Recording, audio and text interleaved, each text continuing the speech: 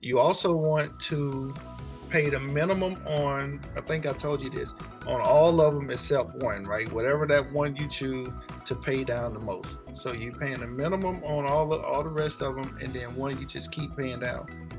But then after you do that, after you, like you said, you got two down, right?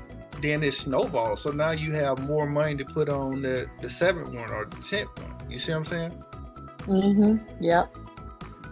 And you just got to keep working through it. Like I started doing stuff on the side. I started a lawn care business.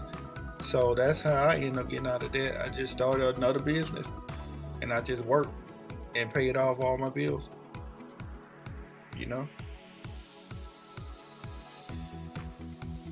So see what you can do on the side. I know this probably you do the catering, but see if you can add something else to it where you can generate some more money.